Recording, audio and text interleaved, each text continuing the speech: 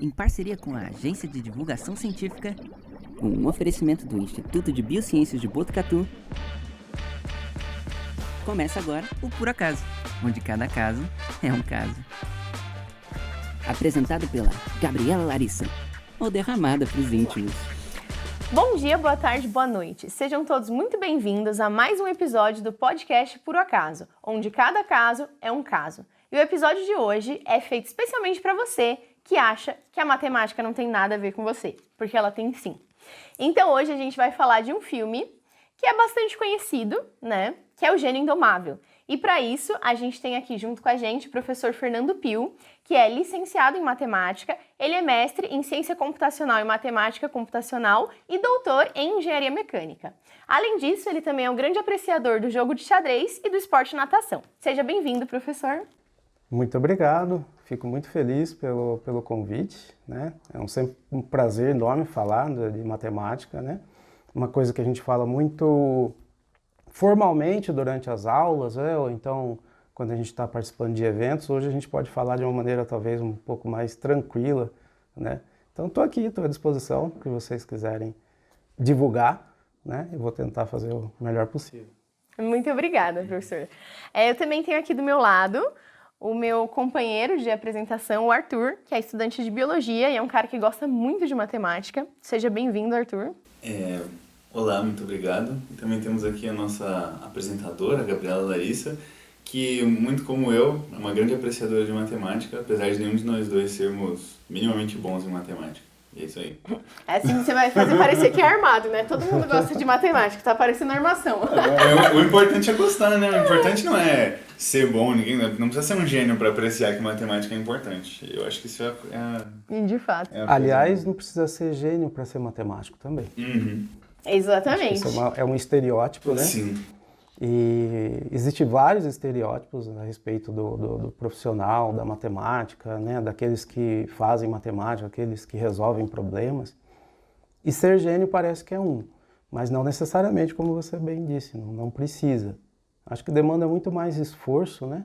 Sacrifício, do que realmente você ter uma genialidade. Lógico que tem aqueles que se encaixam nesse estereótipo, ou seja, são gênios, de fato, há muitos, no Brasil tem muitos, né? No mundo todo, mas não necessariamente precisa ser para ser um professor de matemática ou para gostar de matemática. Acho que é uma coisa interessante. Eu acho isso ótimo porque eu penso muito em fazer matemática como segunda graduação. Ah, que bom, seja bem-vindo então. Eu tô pensando, eu ainda tô pensando. Eu penso em fazer ou ciências da natureza ou matemática. E você já pensou em fazer as duas coisas, ou seja, usar a matemática para resolver os problemas na sua formação na área biológica? Isso é possível. É perfeitamente possível, que é algo que a gente faz aqui na Unesp, né? O departamento, o setor, ele tem esses desafios, né? São esses problemas na área biológica que são resolvidos usando a teoria matemática. Então dá para você usar a sua formação inicial com uma formação que você quer agora, que você está procurando, que é a formação em matemática. Eu adoraria. Em matemática eu estou um pouco enferrujada, mas eu quero retomar em algum momento. Eu acho matemática muito legal. Eu lembro que eu gostava muito no meu ensino fundamental. Era, a minha matéria favorita no ensino fundamental inteiro. Aí no ensino médio mudou um pouquinho, aí eu comecei a gostar muito de literatura e de química. Depois eu comecei a gostar muito de biologia. Aí no final eu fui parar na biomedicina, né? E na faculdade tive a matéria de matemática. Inclusive, gente, para quem não sabe, o professor Fernando, ele foi meu professor. E ele dava aulas muito legais. Eu lembro dessas aulas de um jeito muito, muito legal, assim, com muito carinho. Porque eu lembro que você explicava de um jeito que dava pra ver que você gosta de cálculo. E eu sempre valorizei isso. A coisa que eu mais gosto é quando um professor dá aula que você vê que ele realmente gosta daquilo que ele tá fazendo.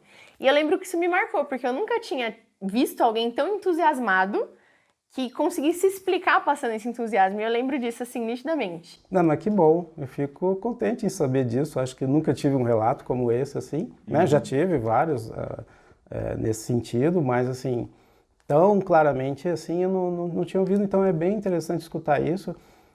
Na verdade, a disciplina de cálculo que você fez, você falou que eu dei a aula de uma forma bem empolgante, né? E foi uma disciplina que mais me motivou para fazer matemática.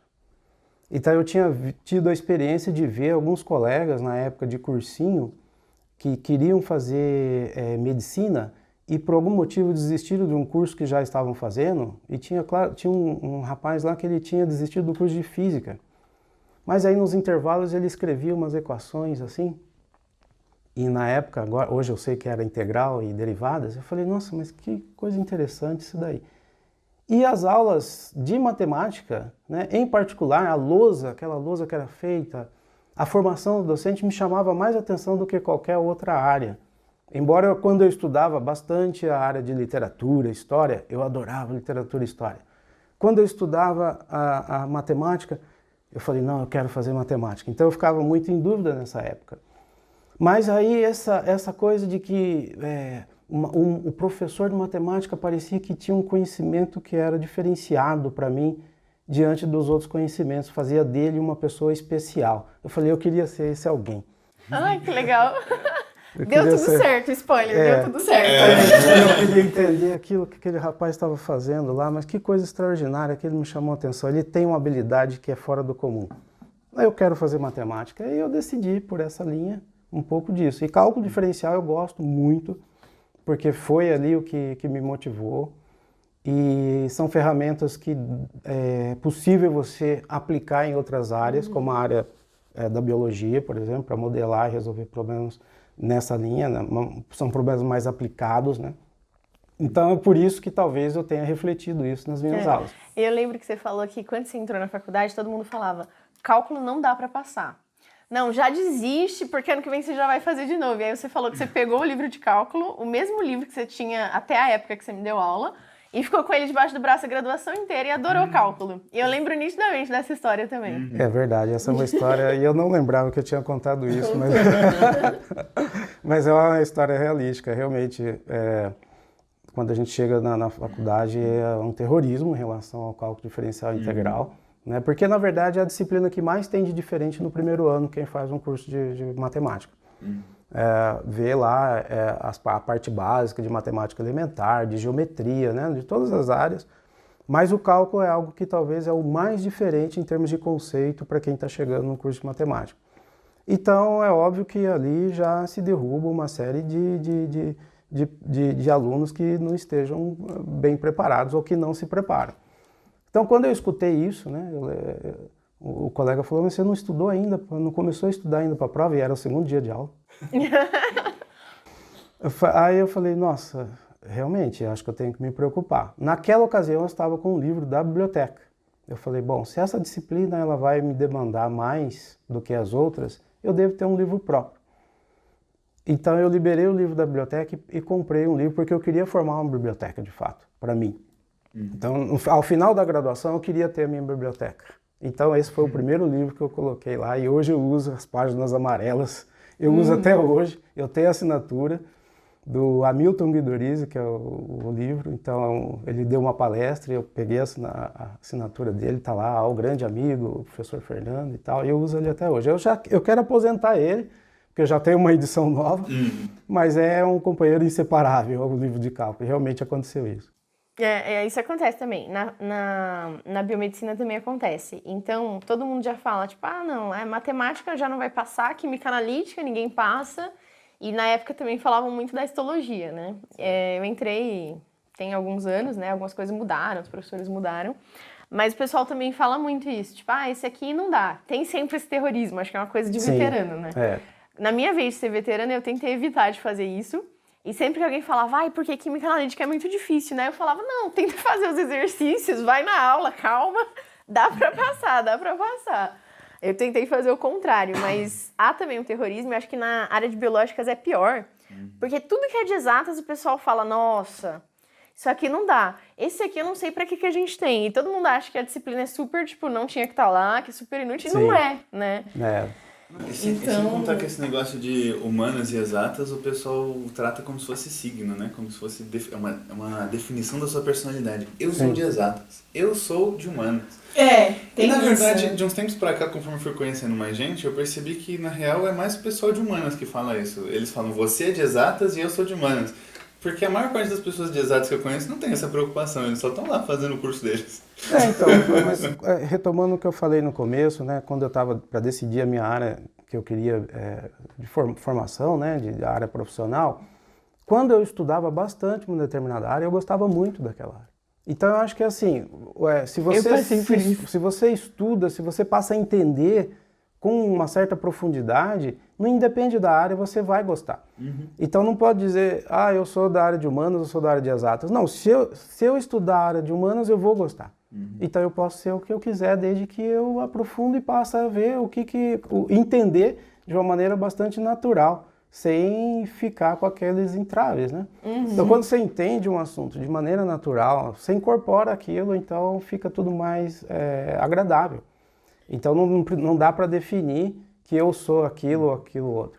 Basta você estudar, né, com profundidade e entender com a naturalidade das coisas, você vai falar, bom, eu posso fazer qualquer coisa. Claro, existe sim aqueles que têm uma maior aptidão para isso ou para aquilo, né? Ou para um determinado esporte, ou outro tipo de esporte, ou seguir a carreira acadêmica, ou não seguir uma carreira acadêmica, ir para a parte financeira, ou ir para a parte empresarial. Então depende do que você se propõe a fazer, né? Então acho que é legal essa coisa, né? Assim, de entender para que se passe natural e passar a gostar mais daquilo que... Então a gente vê muitos alunos, né, que começa gostando da matemática e depois quando chega num nível superior ele tem uma certa repulsão. Por conta do quê? De alguns insucessos que foi acontecendo ao longo da carreira e que ele gostava naquele momento e passou por conta desse acúmulo de insucessos, né, a não gostar mais. Mas por quê? Ele gostava. O que aconteceu nesse caminho? Nossa, eu concordo totalmente. Eu passei muito por isso também. Então, quando eu fui escolher minha profissão, foi um problema muito sério, porque eu queria fazer um monte de coisa diferente. Então, por muito tempo, eu pensei em fazer química, aí eu pensei em fazer letras, aí eu pensei em fazer biologia, aí eu pensei em fazer biomedicina, aí eu pensei em fazer engenharia. Eu pensei em N coisas, e cada vez que eu sentava para estudar, eu pensava, é isso. Aí eu sentava para estudar outra coisa e pensava, não, é outra coisa. Aí depois, né, de muito pensar, no final eu acabei escolhendo o caminho que eu escolhi, pensando à frente do que eu aprenderia na graduação. Então eu acabei escolhendo porque eu me interessei bastante por neurociências, através de livros de divulgação científica de uma pesquisadora. E eu pensei, não, vou escolher uma faculdade que me dê condições de fazer isso aqui. Aí eu acabei vindo parar na biomedicina. Mas eu concordo totalmente, e eu acho muito triste quando eu tô na graduação e eu converso com os mais novos que entraram e pergunto as matérias que eles gostam, e eles sempre falam as matérias que geralmente o pessoal tira as maiores notas. E aí eu falo, tipo, não, eu quero saber qual você gosta, não qual que você tá indo bem. Tá indo bem. Né? E aí o pessoal tem muita dificuldade para passar essa barreira, não confundir as coisas, né?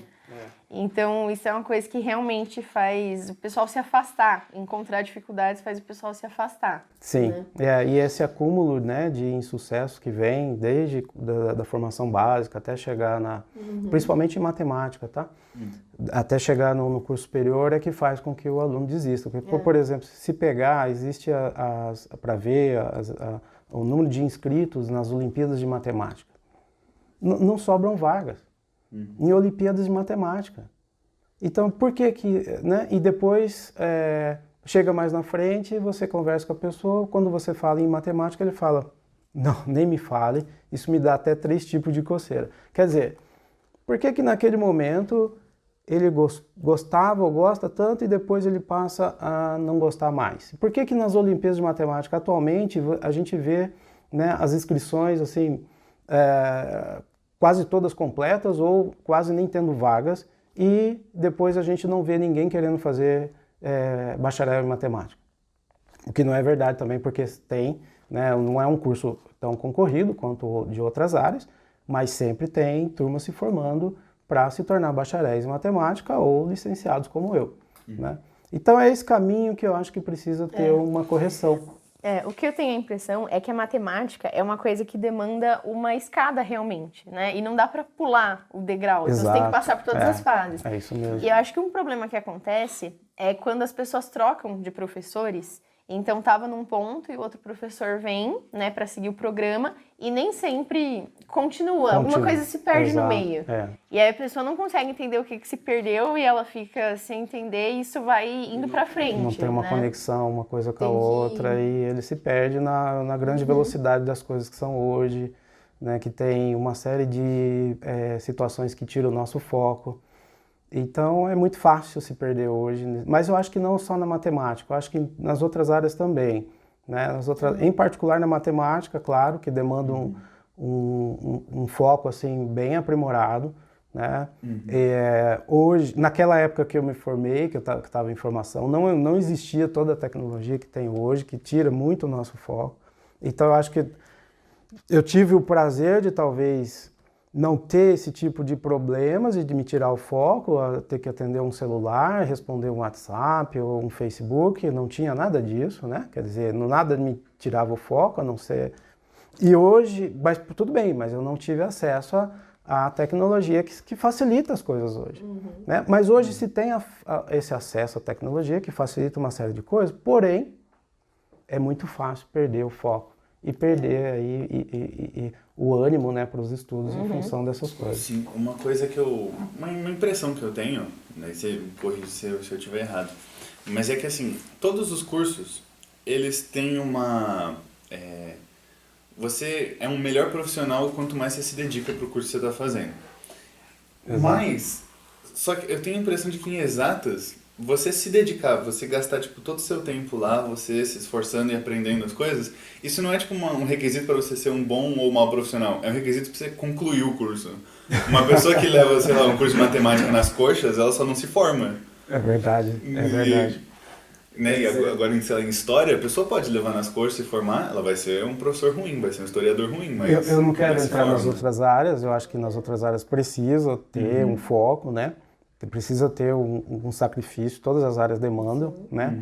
Em particular em matemática, eu penso que as coisas demandam um pouco mais, talvez. Principalmente se você não é um gênio, não tem facilidade para aquelas coisas, de enxergar um passo a mais, ou 2 ou 3 passos à frente daquela pessoa que também está se propondo fazer matemática, né? Então, como eu não tenho essa genialidade, eu conquistei com muito sacrifício, muito foco, muita demanda, muito trabalho, né, para poder superar todas essas barreiras que você colocou aí.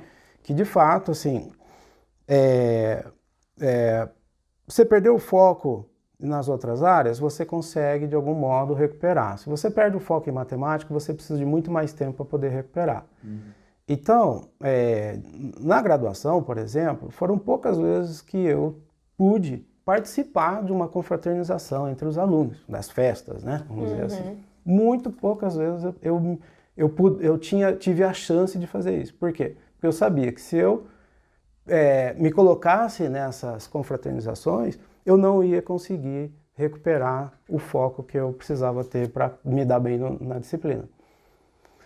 Por outro lado, havia alguns colegas, né, assim, que enxergam a matemática alguns passos à frente, né, que por ele resolver as coisas mais rapidamente, por alguma aptidão maior aí, ele estaria livre para fazer qualquer outra coisa.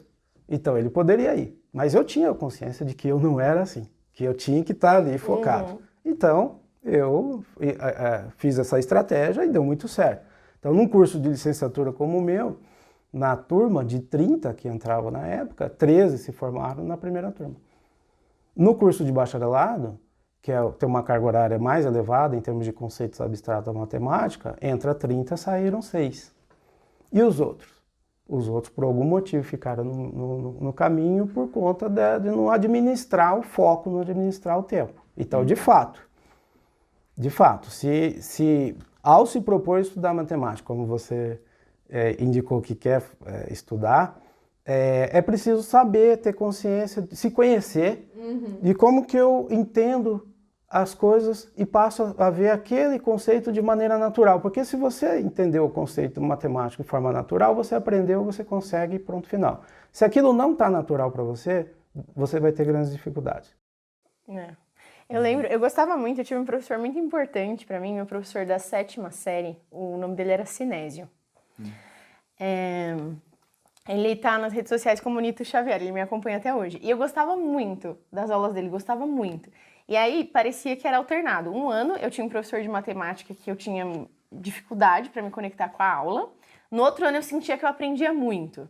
Aí no próximo ano tinha dificuldade, depois eu sentia que eu aprendia muito. Mas dessa vez foi uma exceção, porque eu tive 2 anos seguidos, 2 professores que foram muito legais.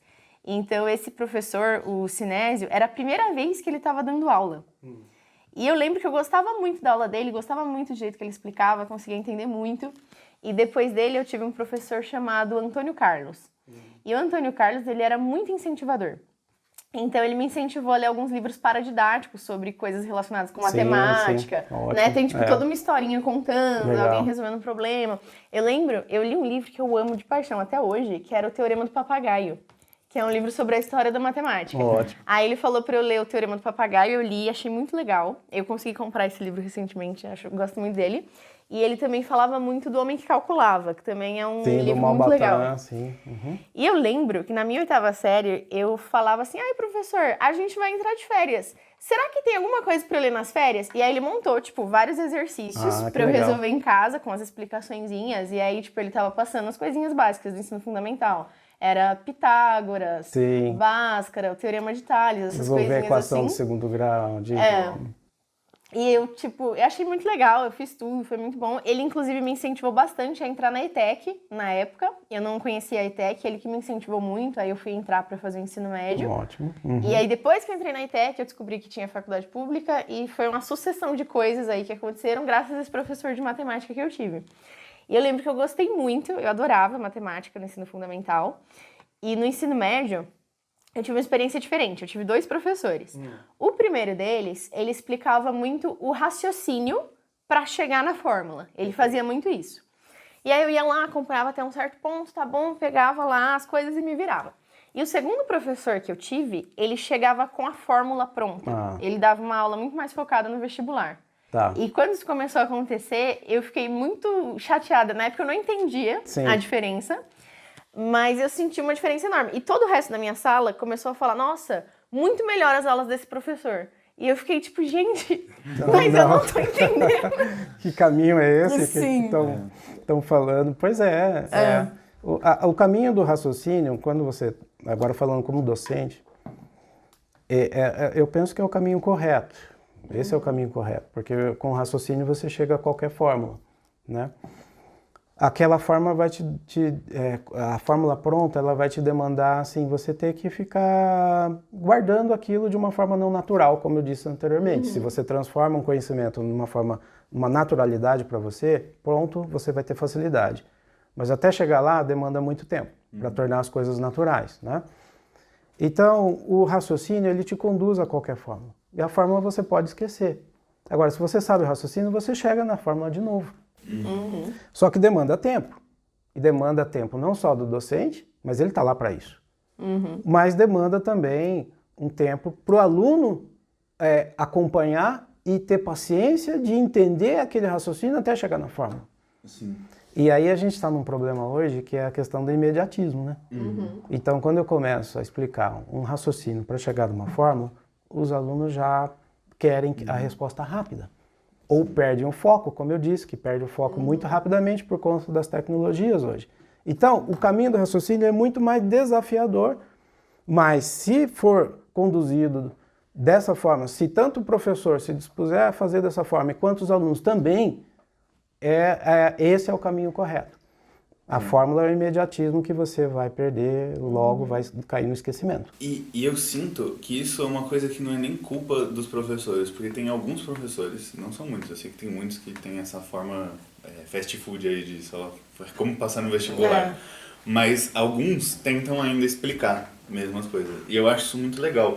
Só que eu acho que isso está caindo em desuso porque tem essa mentalidade que é disseminada entre as pessoas de que, tipo, não, matemática, não, eu sou de humanas, não preciso de matemática pra minha vida. Eu cresci ouvindo isso da minha mãe. E é tipo, é um absurdo, eu acho isso muito absurdo. E eu acho que a primeira coisa que a gente precisa fazer para as pessoas começarem a decidir aprender é fazer elas perceberem que isso está errado. É, tipo, criar gosto pela coisa, perceber que pode ser legal. Ou pelo menos tratar como uma matéria normal, né? Porque nem isso o pessoal faz. Já começa, tipo... O terror já que nós falamos lá no começo, antes, o terrorismo, né? Eu dei aula no cursinho aqui da Unesp por um tempo. Eu dei aula de física, né? Não era matemática, mas é uma matéria que sofre do mesmo preconceito. Sim. E eu percebi que funciona uma coisa ensinando para eles, mas eu acho que é por ser um cursinho pré-vestibular, né, gratuito, então as pessoas elas chegam sabendo que, tipo, não necessariamente eles vão fazer a gente passar, é uma oportunidade. Então eu penso que ali o meu objetivo é fazer as pessoas gostarem da matéria e não aprender tudo para passar no vestibular. Porque hoje em dia a gente está na era da informação, né? Na era do computador. As pessoas, elas têm na mão um elas supercomputador. Elas podem buscar a informação do modo dela quando ela quiser. E muitas pessoas conseguem encontrar o que elas quiserem na hora que elas quiserem. Exato. O problema é que elas não querem encontrar coisa de matemática porque elas não gostam.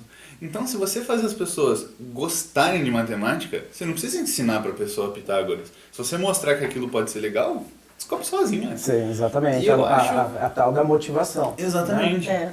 E eu acho que isso talvez seja uma forma de encarar diferente a educação de exatas daqui pra frente. Não só de exatas, de todas as... De todas as áreas, mas eu acho que o mal maior talvez não seja... não podemos talvez concentrar só na figura do docente ou do professor. Sim.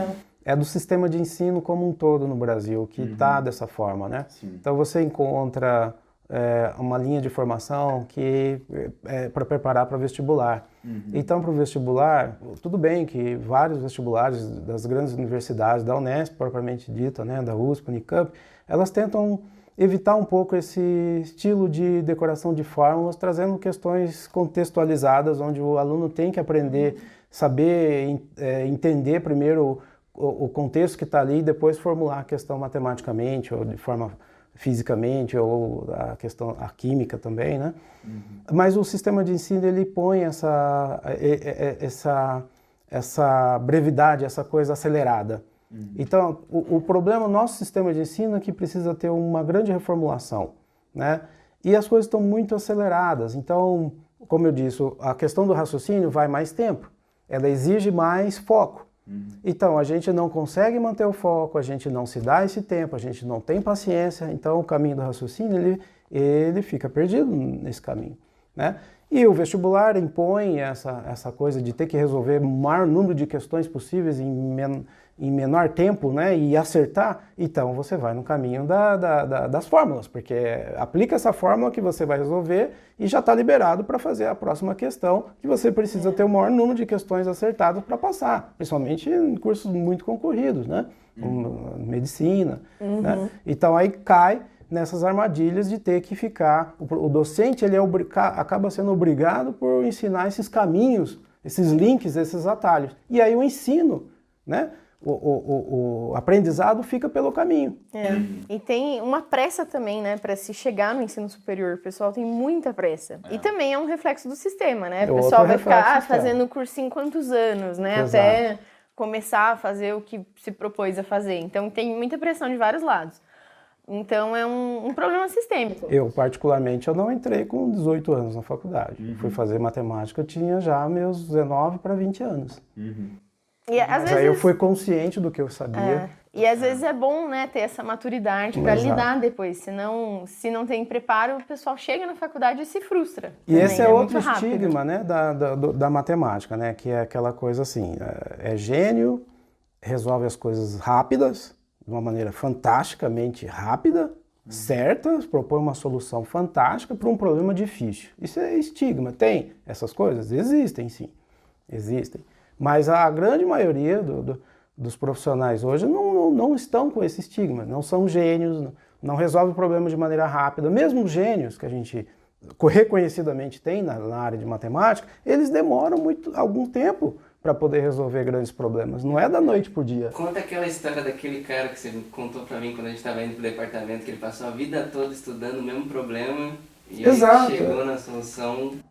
Esse é o que o Vinícius está falando, é o último teorema de Fermat.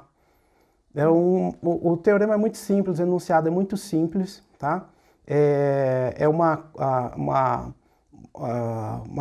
quádrupla de números, x, y, z e n, de tal modo que x elevado a n mais y elevado a n é igual a z elevado a n. Se você fizer o n igual a 2, você cai no x quadrado mais y quadrado igual a z quadrado, né? Que pode ser aplicado no teorema de Pitágoras, no triângulo retângulo. Isso é verdade, isso vale para quando o N é 2. Para quando o N é 3, para algumas condições também vale. Mas aí o teorema de Fermat ele formulou para qualquer N inteiro, né?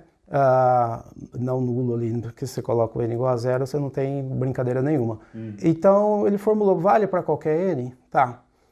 E aí um americano, né, que é o problema que ele colocou, ele viu esse enunciado simples, tá? E ainda quando criança, e ele ficou motivado por querer tentar responder aquilo. E ele levou a vida dele inteira, mesmo ainda quando criança, pensando nesse problema. Então ele fez toda a formação dele voltada para resolver esse problema. Então, da formação básica, a formação de graduação, a formação de pós-graduação, ele tinha como grande objetivo na carreira dele resolver esse problema. O último teorema de Fermat passou por vários grandes, brilhantes matemáticos que não conseguiram resolver. Mas ele se propôs a resolver. Ele passou a vida inteira dele estudando o problema para tentar resolver. Quando ele apresentou, a primeira vez que ele apresentou a solução, ele já era uma pessoa adulta, né? Já tinha passado por toda a formação de graduação, pós-graduação e tudo mais. Ele escreveu a solução do problema e foi apresentar num grande evento. Mas, nessa apresentação, a banca ali viu que não estava correta essa solução que ele estava apresentando. E aí, então, ele, claro, ficou muito frustrado, porque ele dedicou a vida dele inteira para resolver esse problema. No momento que ele tem a solução, acha-se um erro na solução dele. Então, ele retorna para casa e quer abandonar o problema, e quer abandonar a matemática e não quer mais saber disso. Claro, isso por um tempo, mas depois, com a cabeça mais fria, ele voltou para o problema. Ele reescreveu a solução e apresentou novamente a solução do problema de Fermat. E dessa segunda vez que ele apresentou o problema, aí sim foi dado como solução correta para esse problema. Mas veja que custou uma vida inteira para poder resolver um problema. E sabe qual foi a solução? É que não tem essa solução. Não existe essa quádrupla de x, y, z e n, tal que x elevado a n mais y elevado a n é igual a z elevado a n para n qualquer.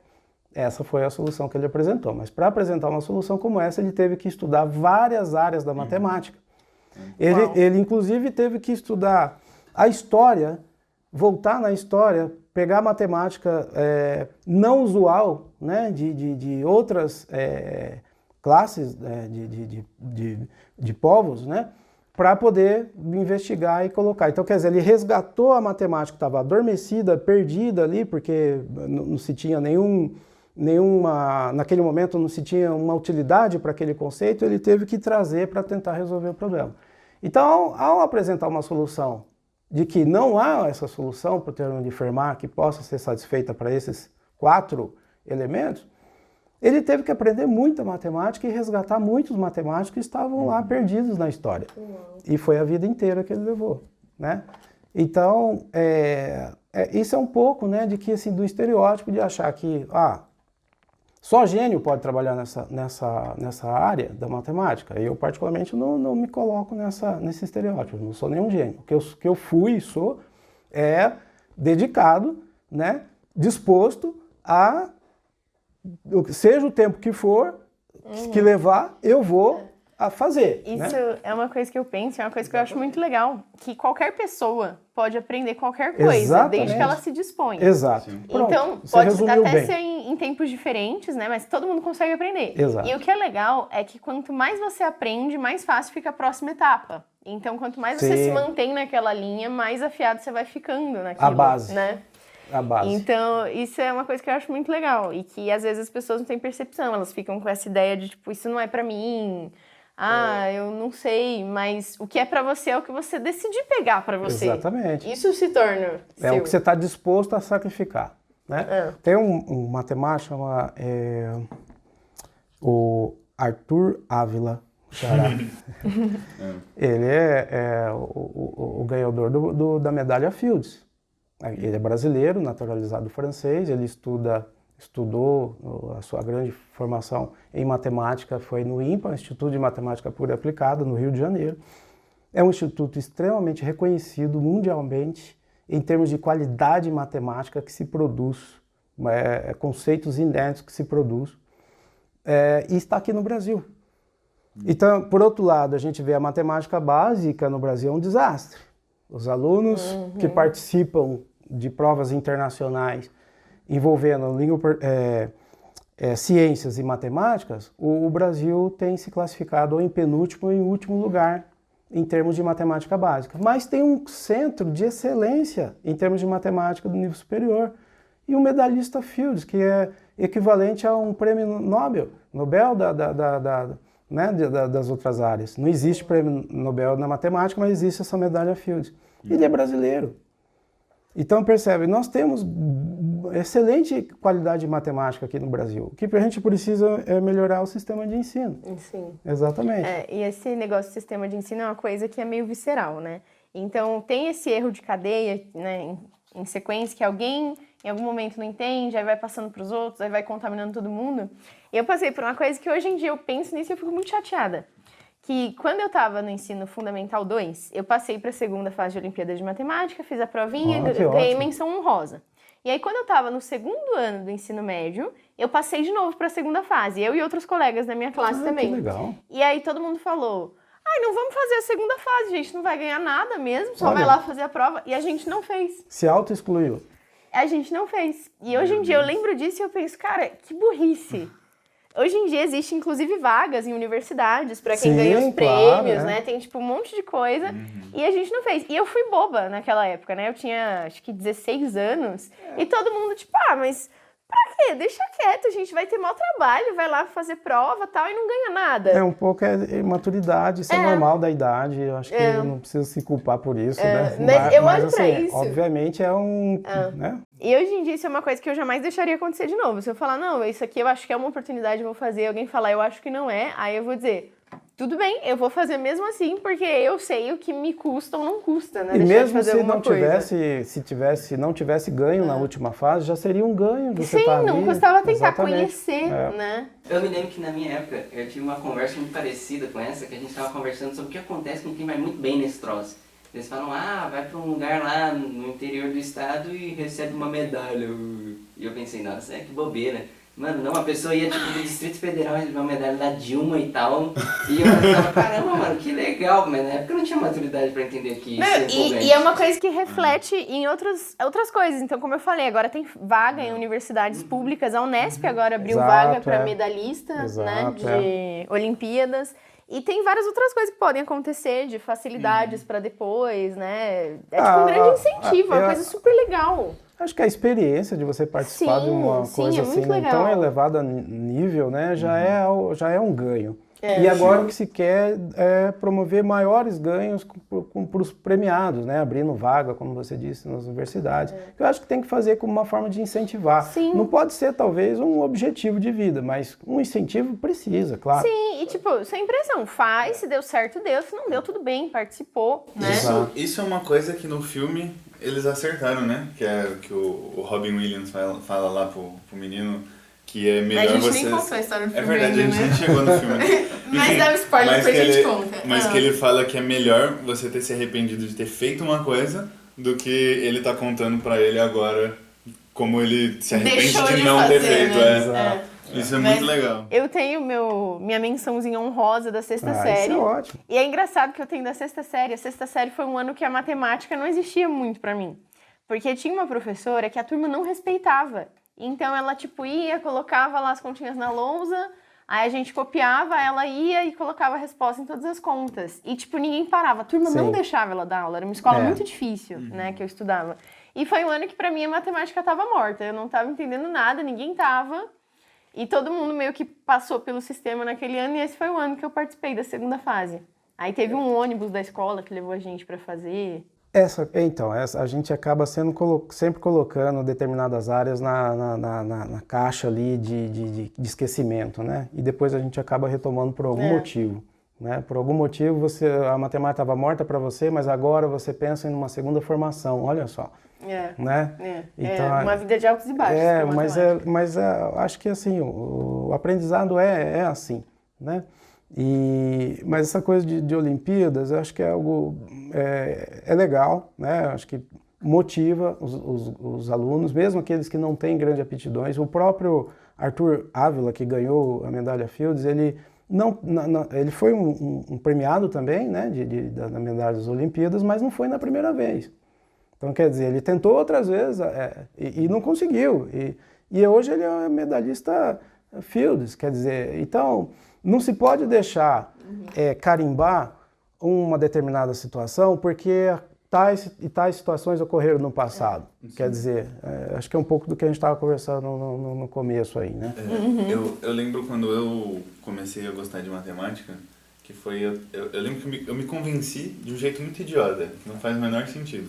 Mas eu estava lá no ensino médio e eu percebia que nos simulados que a gente fazia dos vestibulares, eu podia estudar muito humanas e biológicas, que eram matérias que eu normalmente ia bem, que mudava muito pouco a minha nota. E aí eu fazia muitos exercícios e minha nota subia, sei lá, de 8 para 9. Agora, matemática, se eu não estudasse, matemática, física, química, se eu não estudasse, minha nota era 3. Sim. Aí eu falei assim, então eu não vou estudar as outras coisas. E aí eu fazia só exercícios de matemática, física e química, só isso. É uma desculpa, porque o tempo que sobrava eu não fazia os outros exercícios, mas não importa. Não importa que eu comecei a gostar de matemática. Mas eu acho que a gente pode falar, eu não sei o que meus colegas pensariam, né, de falar que a matemática é um pouco ingrata nesse aspecto de resultados, né? A matemática é tipo balé. Talvez eu não sei se os colegas, né, matemáticos, a minha esposa é matemática, se eu ouvindo eu falar isso, né, de que a matemática é um pouco ingrata em termos de resultados, ela aceitaria. Mas eu penso um pouco disso, porque você tem que fazer uma batalha muito grande e árdua para conquistar uma coisinha aqui. Só que às vezes essa coisinha aqui, ela tem uma aplicação enorme que é descoberta só depois de muito tempo. Depois você já morreu. Exato, Eu vejo hoje, por exemplo, nas publicações, né, como docente, pesquisador, a gente tem que estudar muita coisa para publicar um artigo. A velocidade com que a gente conquista resultados demora muito mais do que você... Eu não estou depreciando as outras áreas, tá? Eu estou dizendo só da velocidade de conquistas de coisas inéditas em matemática, ela é diferente de outras áreas. Você pode ir num laboratório, observar um reagente lá ao longo do tempo, no final do expediente você tem um resultado. Em matemática não é assim. Em matemática a gente fica horas e horas e horas, dias e dias e dias, dentro de uma sala, pesquisando muitos e muitos livros para ter um passo, para conquistar um passo, que ainda não é a solução do problema. Só para avançar um passo, uma linha de resolução. Então é um pouco ingrata nesse sentido. Né? Eu ia falar, deixa eu só falar que tá amarradinho aqui. É igual balé. Balé, eu faço aula de balé. E é uma coisa também que requer muita paciência e um empenho gigante de esforço para chegar em muito pouco. E eu comecei a fazer adulto, eu comecei balé com 19 anos, que não é a norma. Todo mundo costuma começar de pequeno, tal. Eu comecei com 19 anos. E balé é muito difícil. Parece fácil, só que é muito tempo para conseguir alguma coisa. Então, do momento que você entra na sua primeira aula, para o momento que você consegue fazer uma dança de 40 segundos, é um caminho extremamente longo. 40 segundos. 40 segundos. Então você não entra dançando, isso demora muito tempo. Meu Deus. E no momento que você deixa de praticar... É mais difícil que matemática. E no momento que você deixa de praticar, você também perde. Né? Então também é uma questão de ter contato, de estar ali. Então... Eu falo assim que tem muitas outras coisas. Falando um pouquinho desses estereótipos, né, que matemática é difícil. Eu não sou gênio, mas eu também acho que a matemática é difícil, claro, tem os aspectos abstratos que tornam um pouco mais difícil, de fato, né? Um pouco desapegado, um pouco não, acho que totalmente desapegado da realidade, embora ela pode ser aplicada para a realidade, mas quando você vai resolver o problema, você volta de novo para o campo abstrato, então não tem como fugir, né? Mas eu acho que outras coisas são mais difíceis que matemática. Eu estou tentando aprender a jogar tênis, eu não estou conseguindo. Eu já tem anos que eu tento aprender a jogar tênis, a não perder dos meus colegas, mas olha, tá difícil. Peraí, eu fiz matemática, eu não consigo aprender tênis? Não, mas depende do tempo que você se dedica. Se eu tivesse o meu tempo todo, que eu me dediquei para me formar em matemática, fazer minha pós-graduação, Fazendo tênis, talvez eu teria aprendido mais, mas hoje eu não tenho mais esse tempo. Gente, eu amei. Eu faço muito isso também. Eu tenho alguma coisa pra resolver e eu penso, não, se eu não desistir do balé, eu vou fazer isso daqui. E aí eu comecei a aprender chinês ano passado. E chinês é extremamente difícil também. Exatamente. E aí agora eu coloco tudo em perspectiva. E eu penso, não, se eu tô achando que eu vou aprender chinês, eu posso tentar fazer isso, né? Claro. E vai muito também da pressão que a gente está sentindo. Então, eu não tenho um prazo para aprender chinês. Então, eu posso levar tempo, eu posso voltar, posso ir, né? Então, é de uma outra forma. O mesmo ocorre comigo. Também não tenho... Eu queria que o tênis fosse um segundo esporte para a minha vida toda, mas está difícil. Mas é por uma questão de dedicação. Eu tenho outras prioridades. Eu estou com uma criança hoje com 4 anos, né? Demanda bastante tempo, desde dos anos iniciais até agora. Né, trocando de escolinha e tudo mais. Então eu não tenho aquele tempo na quadra para aprender todas as técnicas e táticas, né? Mas se eu tivesse, talvez eu teria aprendido. Então tudo é tempo e a motivação que você quer para aquilo lá. Qual a sua motivação para aquilo que você quer aprender? Né? E o tempo que você tem, né? Se eu quero ter minha primeira formação, é isso que vai me segurar para a minha vida toda, olha, eu não vou fazer outra coisa, a não ser estudar, não importa se é matemática, se é estatística, se é biologia, não importa se eu prestei um vestibular para biologia ou ciências biomédicas e encontro matemática lá, não importa. O que eu quero ser um profissional. Então, essas dificuldades, elas são minimizadas quando você pensa assim. Né? É uma coisa que demanda esforço, mas que tem recompensa. Exato. Né? E é muito gostoso, eu achava, né, quando eu era mais nova, no fundamental, quando eu tive esses professores legais, é muito gostoso quando a gente consegue chegar na resolução de um exercício. E eu gostava muito, isso é uma coisa que todo mundo me julga, sempre que eu falo. Que é o sucesso que eu falei, né? Uma coisa que eu sempre gostei é fazer a prova de matemática do Enem. Eu adoro a prova de matemática do Enem. A dos outros vestibulares, na minha época, né, eram diferentes, eu não gostava tanto. Mas a prova do Enem, eu pegava aquela prova e pensava, poxa, que legal. Ela flui bem, né? Português e matemática, eu achava feita muito para você legal. A prova. Nossa, eu curtia demais. E a prova de matemática também gostava de fazer? Sim, a de matemática do Enem eu gostava muito. Que legal. Dos outros vestibulares da FUVEST eu não gostava, não. Do Enem eu gostava muito. Na minha época, português e matemática caía no mesmo dia do Enem e eu nunca conseguia terminar essa prova. Sempre ficava questões em branco, porque eu demorava muito para fazer as questões de português, porque precisa ler, reler. Exato, E matemática também, eu demorava muito, porque eu sei fazer as contas, mas eu demorava para fazer. Então eu nunca conseguia terminar. A prova de matemática do Enem me lembrava muito as provas das Olimpíadas de Matemática. Parecia o mesmo sistema. Então por isso que você... E eu sentia que me cobrava muito pouco fórmula pronta. Eu gostava muito de não precisar ter as fórmulas prontas, porque eu não tinha. Essa questão de decorar a fórmula eu também não decoro, o Vinícius Vilco também não decora, eu vou lá tentar chegar nas fórmulas. No finalzinho, talvez você precisa recorrer a essas estratégias não muito comuns, mas não pode se valer de decoração de fórmulas, decorar fórmulas. Tem que priorizar mesmo o raciocínio. Mas isso vai ter, porque, por exemplo, para biologia, estou dando um curso de cálculo diferencial integral. Aí eu falei, estou dando um curso de cálculo diferencial integral para pessoal que vai para biologia, eu vou tentar fazer de um modo que possa ser aplicado, né? Para que ele seja mais útil para ele. Só que quando você faz isso, tem um contexto. Então eu vou resolver um problema de uma certa espécie está se espalhando numa certa vegetação e isso não está sendo bom para aquela vegetação local, essa espécie está sendo como se fosse uma praga ali que está consumindo, né? De algum modo está desequilibrando.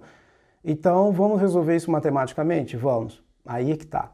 Você tem que fazer essa interpretação, essa leitura e tem que traduzir o problema por um problema matemático, porque a solução, as fórmulas técnicas, elas estão no campo matemático, não no campo biólogo. Então você faz essa tradução para que ali, no problema traduzido, no modelo matemático, ali sim cabe todas as ferramentas matemáticas e até computacionais para resolver. Você resolve matematicamente, computacionalmente e depois volta para ver se aquela solução realmente é a solução do problema real. Isso vai tempo. Eu tentei fazer isso numa turma de biologia. Aí, tudo bem, eles queriam saber por que serve isso, para que serve aquilo, para que serve aquilo. Eu falei, para isso. Aí eu tentei fazer um curso quase que inteiro desse modo, nessa contextualização. Até que chegou um momento que a turma falou assim para mim, professor, fala logo o que precisa ser calculado. Mas para chegar no que precisa ser calculado, é preciso ter todo esse trabalho de tradução. E aí os alunos já não estavam mais dispostos a ter esse desprendimento de energia. Então tem 2 modos de fazer o curso. Ou a gente faz o curso dizendo, ó, calcule a integral, ou eu falo, não, modele matematicamente o problema de espalhamento de uma espécie numa certa vegetação e resolva. E eu acho que essa parte, tipo, de você entender a coisa, traduzir o problema para conseguir fazer a conta, eu acho que para a maioria dos profissionais é muito mais importante do que de fato conseguir fazer a conta. Porque, tipo, hoje em dia tem um monte de programa, tem calculadoras cada vez melhores, tem, sei lá, o R para fazer análise estatística. Ali ele já faz as contas. E é muito mais importante você entender o problema e conseguir traduzir para lá, porque o programa é uma habilidade essa que você está falando. É muito mais importante ter essa habilidade de conseguir fazer essa tradução do que a resolução propriamente dita. Né? A resolução eu também acho que é importante. Ela é né? importante. Com certeza Mas ele resgatou uma coisa que é importante, que é essa habilidade de contextualizar. Sim. Esse é o principal, mas a forma de resolver, né, a forma de calcular também é importante para o cérebro, né? Exato. Então é engraçado, eu tive muitas vezes essa discussão na graduação, eu na graduação era chata, né? O pessoal falava, não sei pra que a gente tem essa matéria, não sei pra que tem aquela. Eu falei, gente, por que vocês vieram fazer o curso? Vocês não querem ter nenhuma matéria? E aí eles, tipo, não, porque isso aqui a gente tá perdendo tempo. Eu falei, tipo, não tá perdendo tempo. Às vezes é, tipo, essas matérias do começo, que quando a gente se deparar com um problema, a gente tem alguma familiaridade, pode ser ali o que vai ajudar a resolver, a gente ter esse conhecimento. E na época eu não argumentava isso, mas hoje em dia eu sei o quanto cada aprendizado que a gente faz é importante para o cérebro. Exato. Então isso muda a forma que a gente vê o mundo, né? Isso muda a forma que a gente consegue pensar, criar conexões, né? E aí eu falava isso, e teve uma vez que tive uma conversa sobre isso, e era justamente sobre a disciplina de cálculo. E aí a menina falou, tudo bem, química analítica tem aplicação no laboratório, mas cálculo não tem. Eu falei, mas... Será que não tem? Não é assim, né? Não é sobre isso. Eu tinha muito essa conversa. Se ele fosse até o nosso setor lá, da bioestatística, a gente ia mostrar uma série de problemas lá que podem ser modelados, né? E usar as ferramentais lá do cálculo. Claro que, talvez, num problema realístico, de fato, é preciso um pouco mais. Mas aí é que está as pós-graduações, você faz um mestrado, doutorado, para aprender um pouco mais dessas técnicas e realmente conseguir agregar num grupo multidisciplinar, interdisciplinar de pessoas. Né? Eu acho que eu já falei isso para a turma. Falar, de todo, não resolver o seu problema lá, pelo menos você tem uma forma de pensar diferenciada. Sim, isso eu acho sensacional, isso é muito legal. Tem uma pergunta que eu queria muito fazer para você, que é uma pergunta que eu faço para todas as pessoas que eu conheço que são de matemática, de exatas, assim, que é o seguinte: você diria que matemática é uma ciência ou uma linguagem? Depois da sua resposta eu explico exatamente o que eu quero dizer. Olha, eu penso que de um modo geral ela é uma ciência. Uma ciência. Mas falando de uma maneira menos formal, eu diria que é uma linguagem a ser aprendida. Eu falo isso em sala de aula. Que você pode aprender a falar o chinês, que você colocou aí, né? Aprender a falar um alemão, o inglês, o espanhol. Matemática é uma linguagem também a ser aprendida. Se você não aprende a simbologia própria do chinês, você não vai se comunicar em chinês. Se você não aprende a simbologia própria da matemática, que são as notações matemáticas, você não vai construir conceitos matemáticos. Então eu penso que é uma linguagem, né, a ser aprendida dessa ciência chamada matemática. Eu acho muito legal, e depois de fazer essa pergunta para muita gente, eu cheguei na conclusão de que, na verdade, próximo do que você falou, que é as duas coisas, mas eu acho que tem duas matemáticas diferentes. Tem a matemática, a ciência, que estuda a matemática e a linguagem. Então, é tipo... Eu penso a matemática como algo que existe além da humanidade. Não é como, sei lá, ciências biológicas que a gente inventou para estudar a vida. É tipo, matemática é uma coisa que está lá. Qualquer civilização que for estudar o universo vai chegar na conclusão da matemática. E é como se matemática fosse a linguagem que o universo fala. Perfeito. E agora eu acho que eu entendi onde você quis que chegar. Poético. Nossa, não, que bonito. ótimo. Não, isso é ótimo. ainda, né, falando dos nossos grandes matemáticos aqui no Brasil, tem um matemático brilhante, premiadíssimo, Marcelo Viana, também no mesmo instituto que estudou aí o medalhista Fields brasileiro, né, o Arthur Ávila. Marcelo Viana, ele fala que, olha, de algum modo a natureza tem como pano de fundo certas, digamos, coerências ou aquilo que a gente acha que se parece caóticas, né, num certo olhar, num certo primeiro olhar, alguns padrões que a natureza se escreveu, se escreve as coisas e que aí a matemática serve como uma lupa, né? Ele não falou nessas palavras, tá? Se ele escutar isso, vai falar, não falei nada disso. É uma tarefa. Põe entre aspas aí. Que a matemática vai ser uma lupa que vai conseguir revelar esses padrões, revelar essa coisa que num primeiro olhar parece caótico, mas existe uma ordem, e aí traduzir essas coisas e revelar essa linguagem do universo. Então, quer dizer, acho que é um pouco disso sim, né? Porque senão, como é que a gente conseguiria aplicar a matemática? E as coisas dão certo, sabe? Você faz lá, observa um fenômeno na natureza, modela matematicamente, resolve com a simbologia, com as notações, teoria, matemáticas, né, próprias, e depois você apresenta a solução e dá certo. Claro, algumas não, mas elas são testadas, né, para verificar e elas são apresentadas quando elas estão validadas. As respostas são validadas e elas batem. Então, por que que bate? E com uma certa exatidão, uma certa proximidade, quando a solução exata é um pouco complicada de se conquistar em problemas reais, mas com uma proximidade assim muito grande. Então, por quê? Justamente por conta disso que você colocou aí, né? Que a natureza ela se revela, ela pode ser revelada por meio da teoria matemática. Exato. Esse negócio dos padrões me lembra um desenho que eu gostava muito de assistir. Acho que Chase? sim, Cyber Chase. É um desenho muito legal e eles resolvem coisas, tipo, eles estão meio que... Olha, eu ando assistindo muitos desenhos hoje. É muito velho esse desenho, é muito velho. É de quando eu era criancinha, assim. Muito velho, dos anos 2000.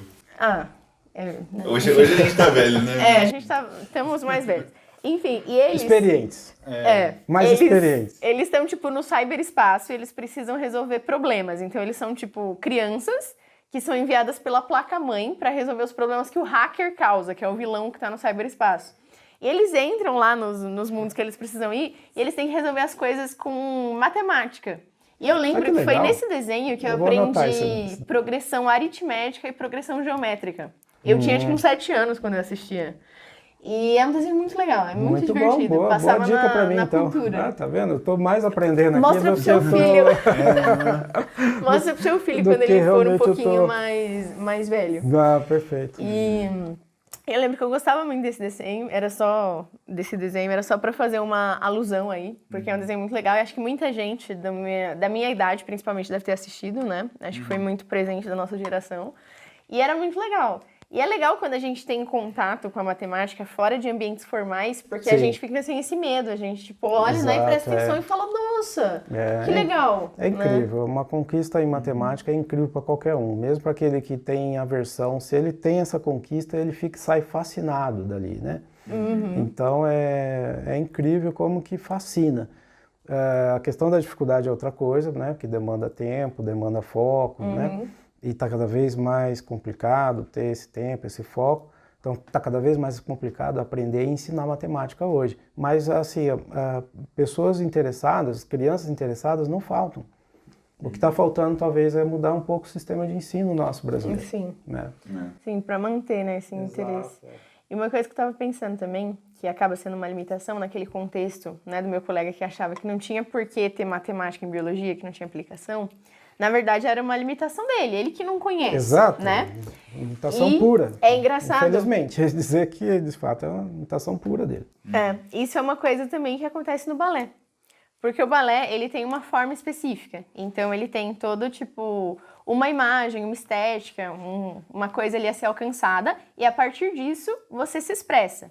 Só que, por ter esse padrão estético ali dentro dos movimentos, a forma de movimentação peculiar, as pessoas falam que é muito restrito. Que não dá para se expressar dentro daquilo. Entendi. Mas, na verdade, a pessoa não consegue pensar a forma para chegar na expressão. Então, é uma falta de conhecimento de como usar.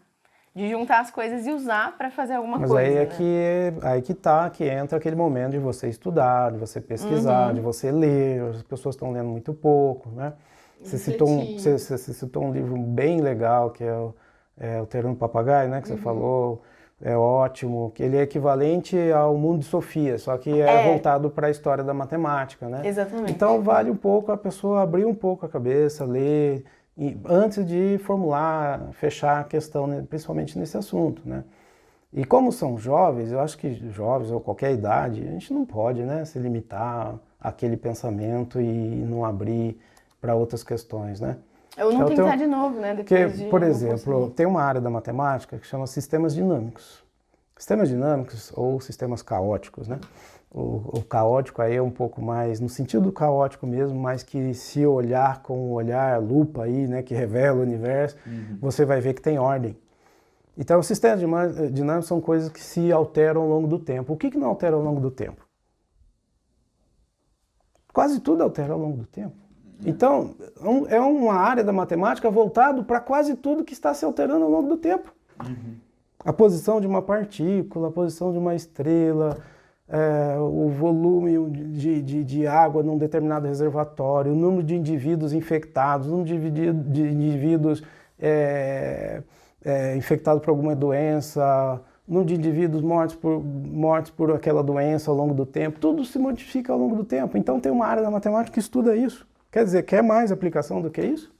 Nossa, é muito legal. Tem muita coisa que dá pra fazer, muita coisa que dá pra pensar. E eu queria perguntar uma coisa, a gente nem falou ainda do filme, depois a gente fala. Eu tenho outra pergunta que eu queria fazer antes. Vai lá. Nessa questão, né, de tirar a matemática desse contexto acadêmico, da sala de aula, eu queria perguntar, você falou que você gosta muito de xadrez. Sim. E eu aprendi xadrez, mas eu não sou lá grandes coisas. Eu sei, tipo, movimentar as peças, pensar um pouquinho, mas se eu jogar com alguém que tem um pouquinho mais de experiência, eu não tenho muita chance. Mas você tem vontade de aprender mais? Sim. Então isso basta, tá vendo? Mas só precisa estar lá depois para aprender. E o que eu queria perguntar é se você enxerga uma relação entre a matemática e o xadrez, porque as pessoas criam muito essa associação, que as pessoas de exatas gostam muito de xadrez. Eu conheci o xadrez antes da matemática. Então, então você foi para matemática porque você gosta de xadrez? Eu não consigo dizer que o xadrez foi fundamental para eu escolher matemática, porque muitas outras experiências passaram na minha vida, até porque eu não entrei com 18 anos na faculdade. Eu entrei com 20, né, 19 para 20, e eu não estava jogando tanto xadrez naquela ocasião. Então, eu não posso dizer que o xadrez me motivou para fazer matemática. Eu posso dizer, talvez, que o xadrez ele me trouxe algumas facilidades, sem eu perceber, em termos de planejamento de situações no futuro. Mas isso valeu mais para mim, para a minha vida, particularmente, do que para a matemática. Para a matemática foi aquele esforço, aquela orientação dada naquele momento. Tudo bem, certas facilidades que eu tive ao longo do meu estudo de matemática poderiam ter sido, foram, talvez, potencializadas por conta de eu já ter a experiência com xadrez. Mas eu não consigo traçar uma relação direta com isso. Mas, de fato, o xadrez ele dá uma habilidade que é importante para essa área, que é essa coisa de visualizar a situação mais à frente. Então, por exemplo, eu estou diante de uma equação que eu preciso resolver. Eu dou o primeiro passo. Quais são os passos seguintes que eu vou ter para chegar naquela solução? E que tipo de solução eu espero diante do meu conhecimento prévio do problema? E diante de toda a base matemática que eu tenho, eu espero tal e tal solução. Então eu vou conduzir os passos para que eu chegue naquilo que eu estou intuindo, que é a solução. O xadrez traz bastante dessa habilidade, de você planejar o futuro, antever certas situações que possam te ajudar lá na solução final. Então, de fato, o xadrez ele tem essa relação sim. Até porque por isso que o xadrez está sendo colocado nas séries básicas de ensino como uma habilidade importante para ser aprendida. No meu caso particular, é isso que eu te falei, né? Eu aprendi xadrez antes do que matemática. Nossa, muito legal. Eu acho isso muito legal. E eu tinha visto uns vídeos sobre xadrez recentemente, e é muito engraçado, porque os caras, os profissionais assim, que jogam muito bem xadrez, eles costumam, tipo, eles sabem que eles ganharam, o cara que eles estão jogando contra também sabe que perdeu, tipo, 30 movimentos antes de Exato. fazer o negócio. É. Então ele chegou naquela situação e o outro cara já desiste, já fala, beleza, você ganhou, parabéns. Tipo, 30 movimentos antes do Exatamente. checkmate. Eles não chegam no final do jogo. É. Particularmente se você tem lá, a peça principal do jogo é a dama, né? Protege o principal é o rei, mas o rei é limitado em termos de movimentação. A dama ela tem uma limitação, um nível de alcance muito grande no tabuleiro. Então ela é uma peça principal nesse sentido, né? Do poder que ela tem de tomar as peças do adversário. O rei é o principal, é ele que tem que ser defendido, mas ele é limitado, ele anda uma casinha só. A dama ela vai para todas as posições, ela não faz o movimento do cavalo, mas ela faz o movimento de todas as outras peças, exceto o do cavalo.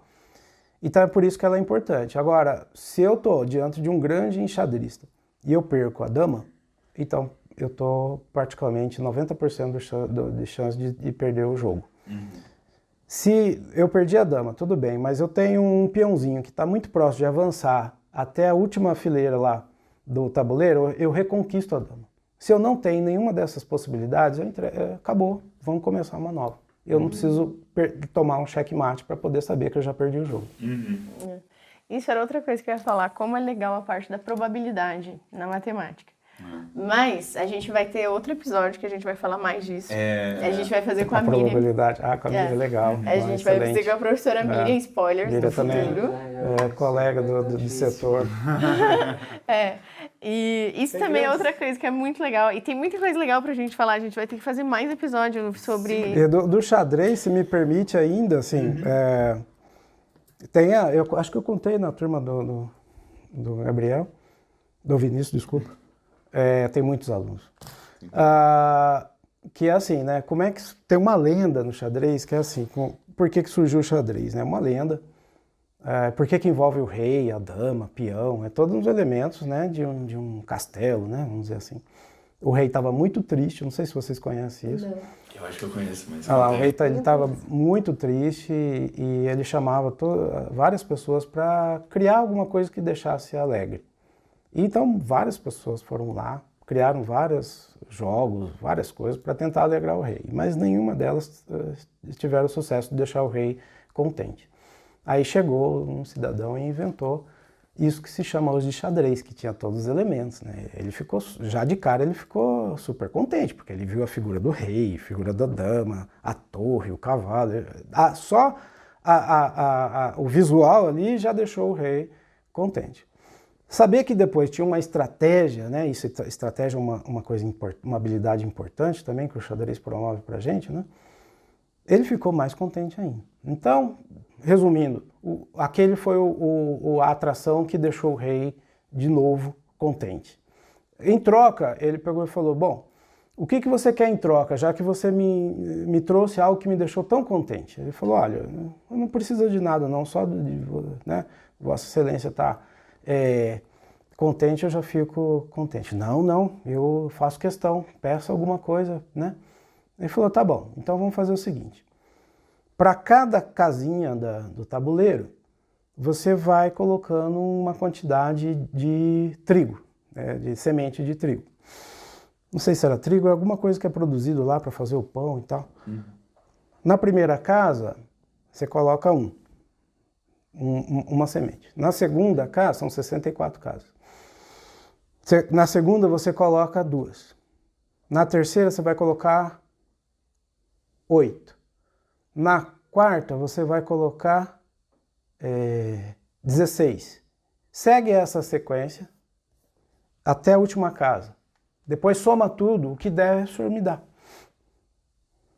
Só que aí, o final, você vai ficar com 2 elevado a 1, mais 2 elevado a 2, mais 2 elevado à terceira, mais 2 elevado à quarta, mais 2 elevado à quinta, até 2 elevado a 64.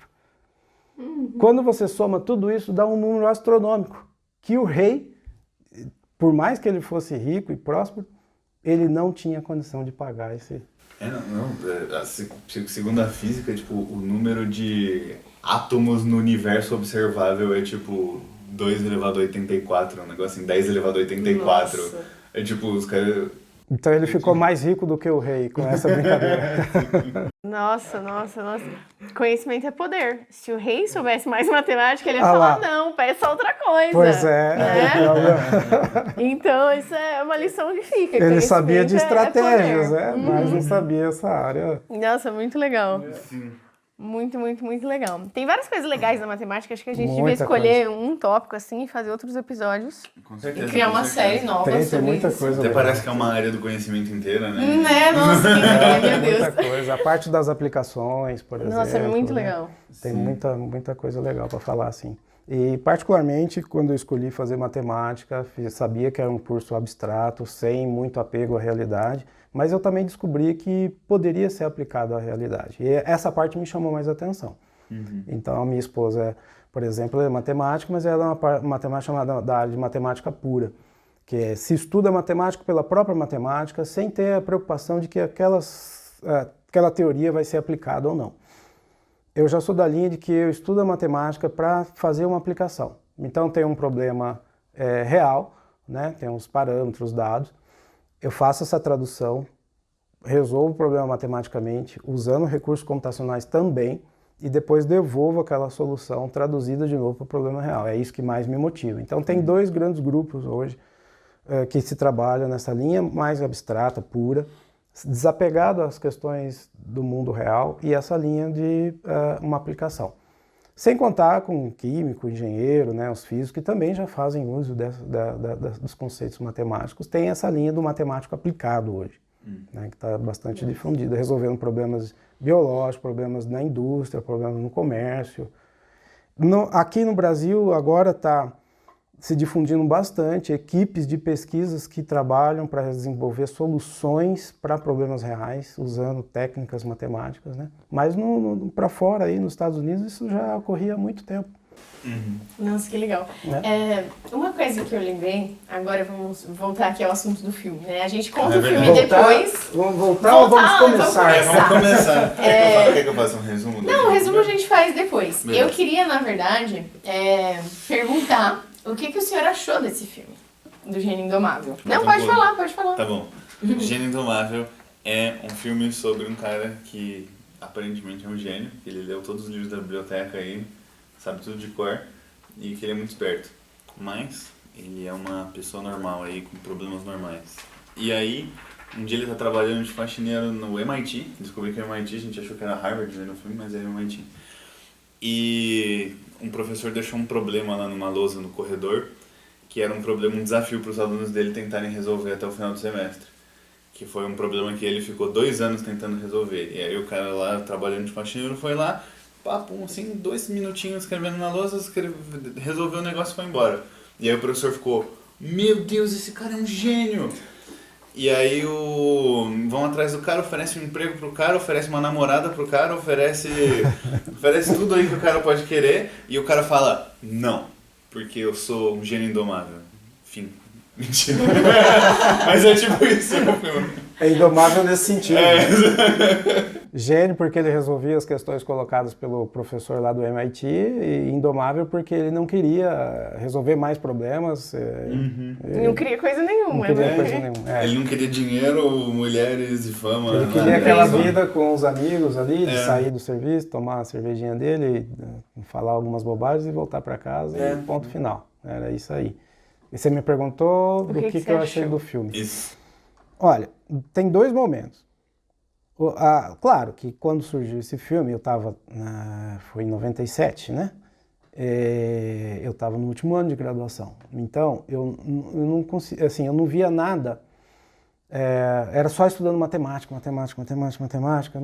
Eu fiquei com saudade de estudar história, fiquei com saudade de estudar literatura. Me deu uma saudade enorme de estudar essas coisas. E era só matemática.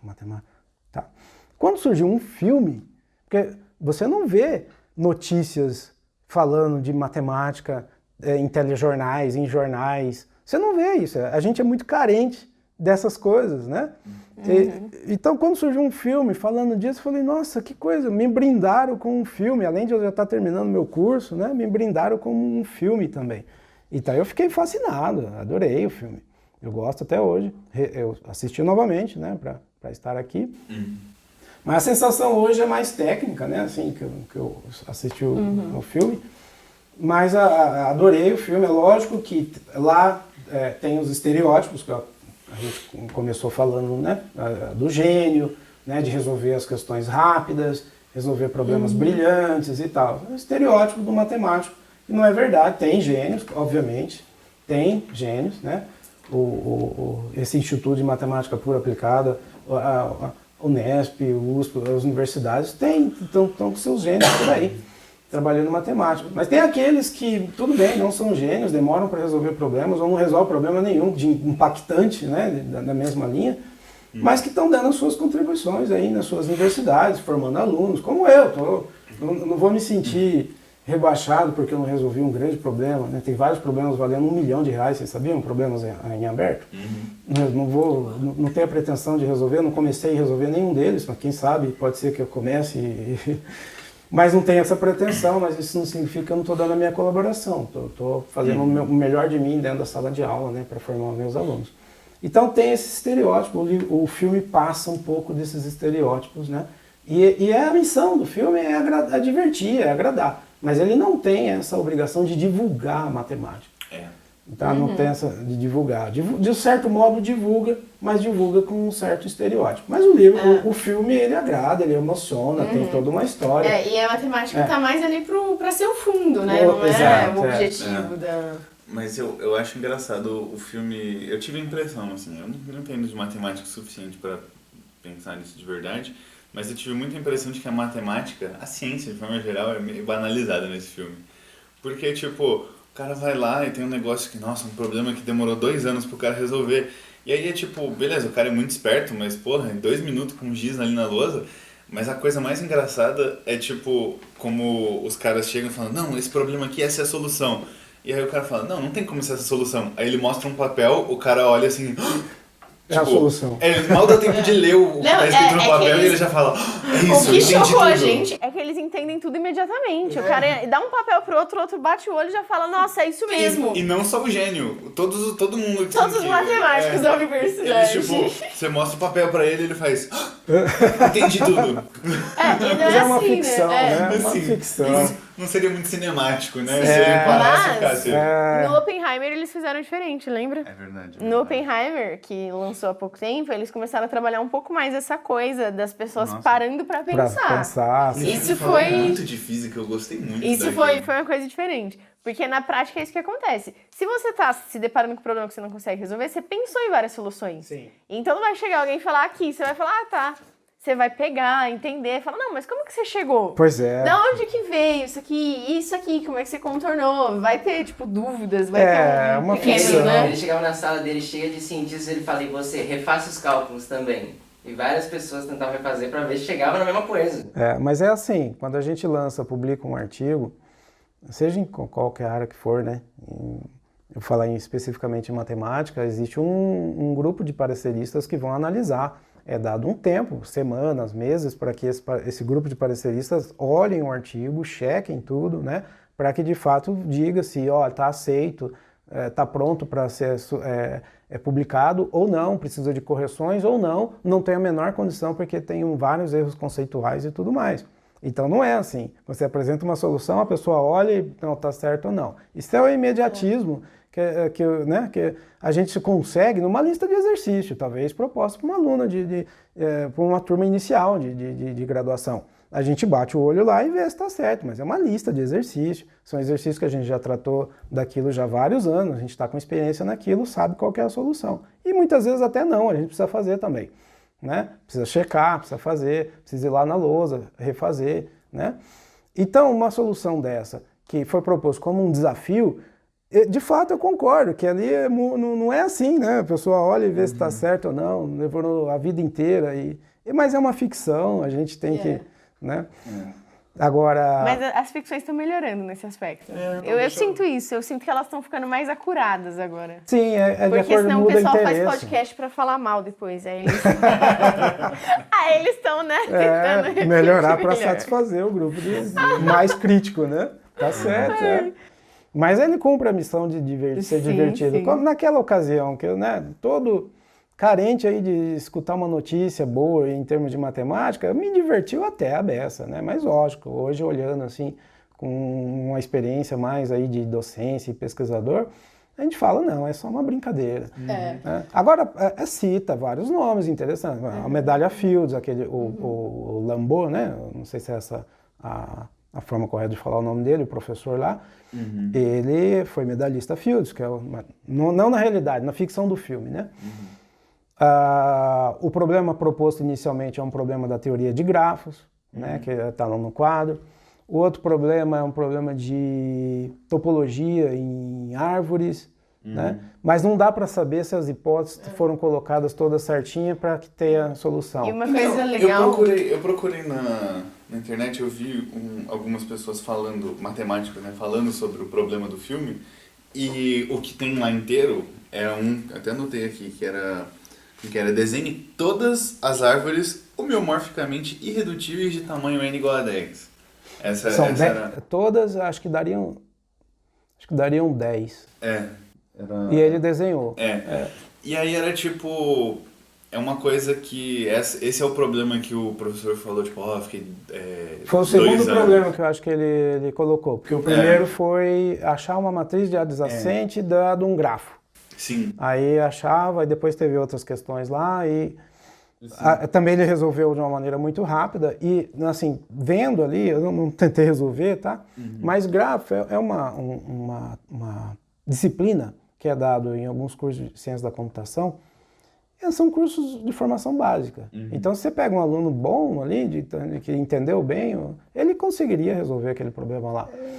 Então não é nada assim tão... Era isso que eu tinha visto, na verdade, os caras falando, que era tipo, o filme pinta como se aquilo fossem mistérios da matemática irresolvíveis, que só os maiores gênios, mas ele fala, o cara que eu vi falando sobre isso, ele fala, isso daí tá mais provável de ser, sei lá, lição de casa de uma faculdade de matemática. Ele deu um semestre para resolver. E a gente acredita, né, que é difícil, porque eles falam, tipo, nossa, que gênio.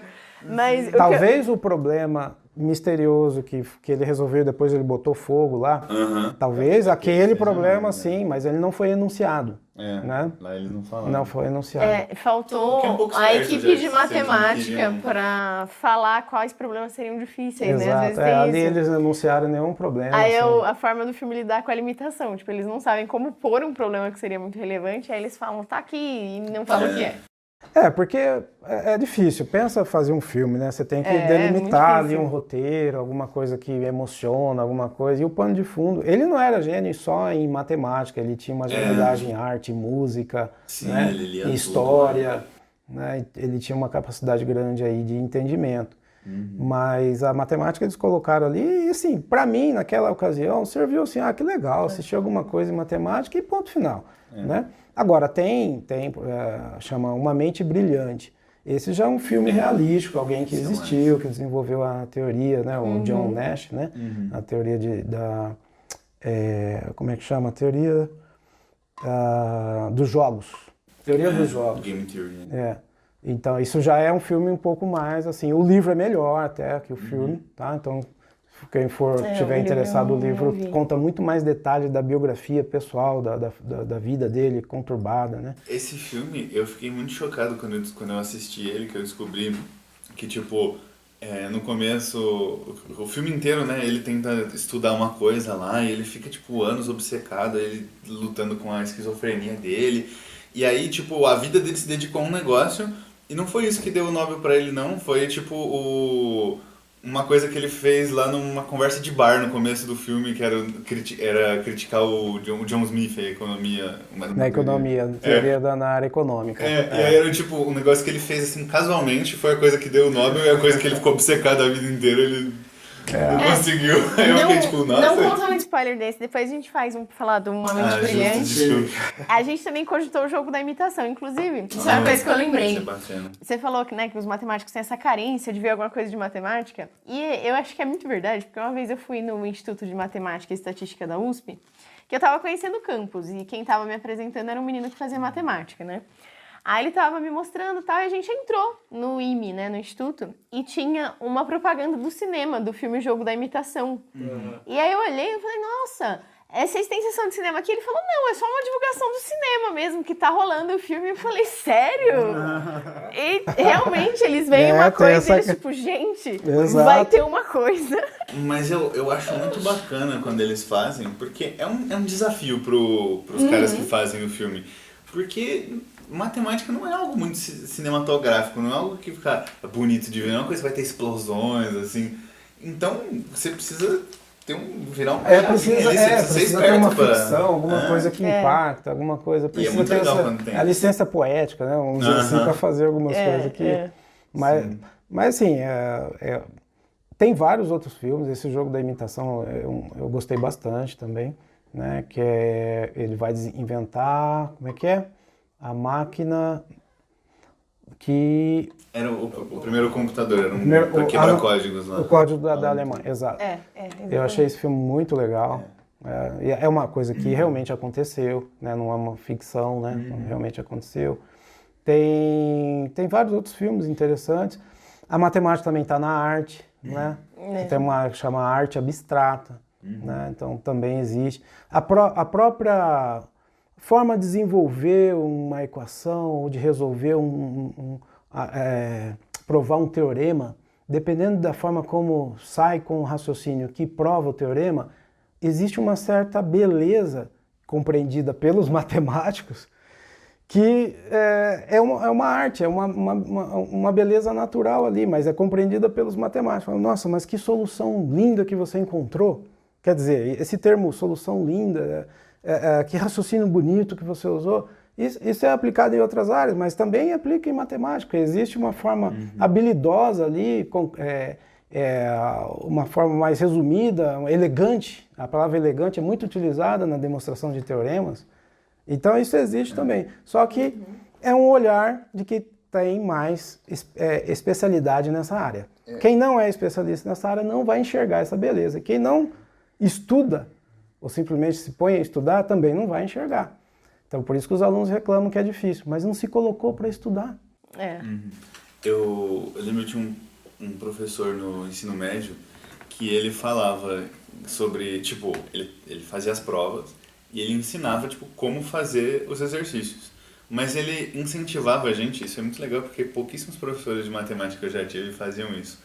Ele incentivava a gente a resolver de formas diferentes da forma que ele ensinou. Porque ele fala que não faz sentido você exigir uma resposta só na matemática, quer dizer, uma resposta não, né? Um método só para a resposta, porque sempre tem mais de uma forma para chegar numa resposta. E eu achei muito legal. Aí, inclusive, uma vez eu respondi numa prova dele, era uma questão de geometria, e eu não sabia como chegar numa das coisas. E aí eu pensei assim, tipo, vou trapacear só pra não deixar em branco aqui. E aí eu peguei, tipo, uma régua e medi os lados lá do triângulo pra fazer a conta, aproximado, e chegou perto da resposta. E aí ele me deu, tipo, meio ponto de presente, assim, tipo, pelo raciocínio, pelo raciocínio, pela atitude. Mas ele falou, não, ó, assim, nem sempre isso vai funcionar, tá? Porque essas imagens não têm escala, mas legal não, aí como mas você fez. Teve uma atitude diante de um problema de tentar resolver. Talvez não fosse a solução mais apropriada, mas você de alguma forma tentou achar a solução. Isso é importante, essa iniciativa é importante que se tem nos alunos. Os alunos me parece que estão um pouco sem iniciativa nas coisas. Querem as coisas mais imediatas, sabe? E aí, essa iniciativa ele premiou. Acho que é isso. Eu já fiz isso também. Né? Essas iniciativas também eu costumo premiar. Eu lembro uma vez, não na faculdade, eu tive uma experiência de dar aula para 8ª série, 1º, 2º e 3º. E aí tinha um aluno que ele ficava toda hora na minha aula rodando o cubo mágico, tentando fechar as faces, todas as cores, uma cor só. Toda aula. Não, isso é excelente, isso dá uma habilidade enorme, né? Mas na aula é difícil. E eu querendo passar, tem uma apostila ali, você tem que acabar com aquela apostila até tal dia, até no mês, tem que concluir essa frente para entrar em outra frente. Não foi uma boa experiência para mim, profissionalmente, mas eu tive depois algumas coisas interessantes que aconteceram só depois. Nessa aula, esse aluno começou a resolver o cubo e estava muito próximo de conseguir resolver, de fato, achar todas as faces, deixar de uma cor só. E aí a turminha aglutinou nele. E minha aula ficou esquecida. Falei, meu Deus. Falei, tá bom, vamos lá, vai. Eu deixei minha aula e fui lá. Não, o que está acontecendo? Não, professor, ele está muito próximo de resolver o cubo mágico aqui, ele sempre resolve em menos de 5 minutos. Está dando quanto? Eu falei, tá 3 minutos. Eu falei, tá bom, se você conseguir resolver então em 5 minutos, eu te dou 10. Mas você vai começar do zero agora de novo. Aí que a turma parou tudo, né? Aí ele começou, e eu, 3 minutos, começou, 4 minutos, 4 minutos e meio. Aí faltava alguns segundos, ele olhou assim e falou, e aí, vai conseguir ou não vai? E a turma olhando pra ele, olhando pra mim, aí ele deu um giro e conseguiu em menos de 5 minutos. Que legal! Uau. Aí eu dei 10 pra ele. Dei 10, falei, você não precisa fazer a prova, a última prova. Não precisa, mas ele foi fazer a prova. Ele foi fazer a prova. Boa. Passou-se alguns anos, estou acabando a história.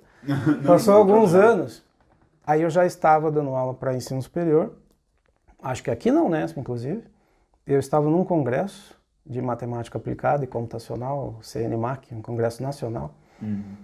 E dei minha palestra lá, não foi nem palestra, foi uma apresentação de trabalho.